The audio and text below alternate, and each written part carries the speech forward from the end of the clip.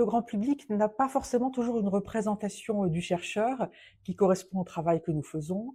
Et quand on pose des questions sur la recherche, on a l'impression que quand on cherche, on trouve vite. Et c'est pas tout à fait le cas.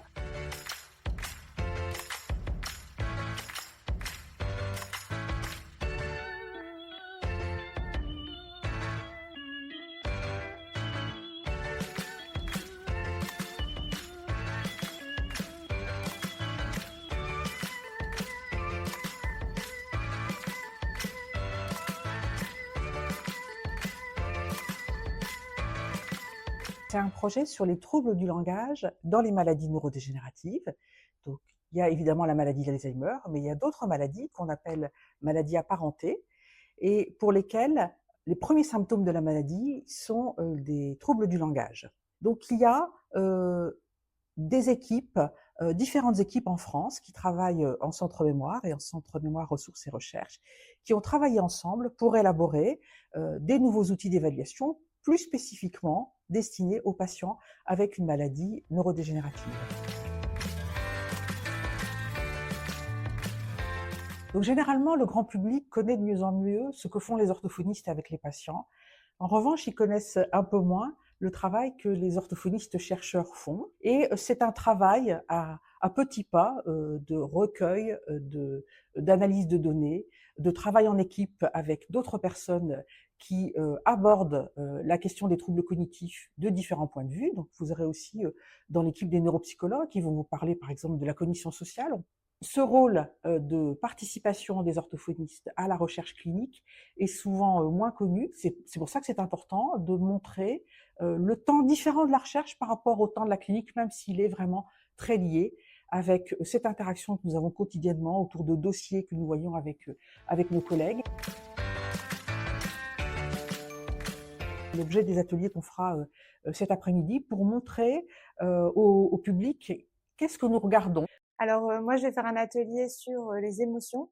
Du coup, je travaille sur une fonction cognitive qui s'appelle la cognition sociale, qui vise à savoir comment on reconnaît les émotions, par exemple, ou comment on va les produire. Le but, c'est d'expliquer ce qu'est une émotion, comment est-ce qu'on va l'évaluer en clinique et du coup, comment on peut l'utiliser ensuite pour la recherche et du coup, de présenter des méthodes qu'on utilise pour capter les émotions dans la voix via une fonction qui s'appelle la prosodie.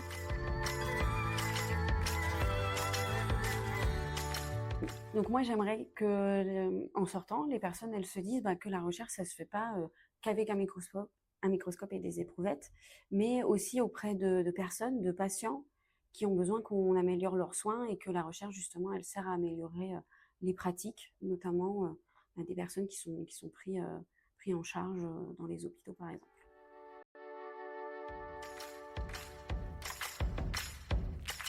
Ah oui, je connaissais pas du tout. Et à chaque fois, je me disais dans ma tête, n'oublie pas que c'est de la recherche, parce que vous avez la présentation, ensuite toute la complexité du problème, et ensuite il y a quand même des conclusions. Alors il y en a des positives, des négatives, mais je veux dire que c'est vraiment intéressant. Je me dis, ah j'avais pas vu ça de ce côté-là, quoi. Et ça, c'était important. Moi, je pense que ça n'a fait que la booster, puisque moi, j'aime toujours ces échanges avec le public pour que les personnes comprennent vraiment notre rôle. Et là, j'ai rencontré des personnes qui ont pu dire qui ont pu être contentes de comprendre à quoi sert la recherche et l'importance que ça a pour améliorer les pratiques en clinique. Donc ça a plutôt boosté ma motivation, qui était déjà là, mais qui n'est que plus forte.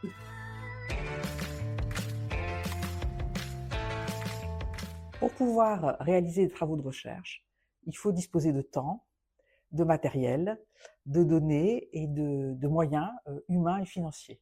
Vous allez tout à l'heure avoir le témoignage de Aurore Maheu-Dubos, qui est une collègue orthophoniste qui fait sa thèse sous ma direction. Et si elle n'avait pas eu un financement, le financement de la Fondation Vaincre-Alzheimer, elle n'aurait pas pu disposer du temps pour pouvoir développer tout ce projet de recherche. Pour nous, le soutien des donateurs, il est crucial puisque ça nous permet de nous concentrer pleinement sur les projets et de travailler de façon efficace. et c'est aussi une valorisation de notre travail. Eh bien, grâce aux donateurs, ça nous permet aussi bien, nous, de pouvoir faire notre recherche, d'être employés auprès soit d'un organisme comme l'INSERM ou l'université, ou même le CHU ici à Lille. Là, ça nous permet aussi d'aller à des conférences, à des congrès pour présenter à l'international nos données et montrer que ici en France, on a une recherche qui est innovante et de pointe et qui peut être compétitive par rapport à ce qui peut être fait dans d'autres pays.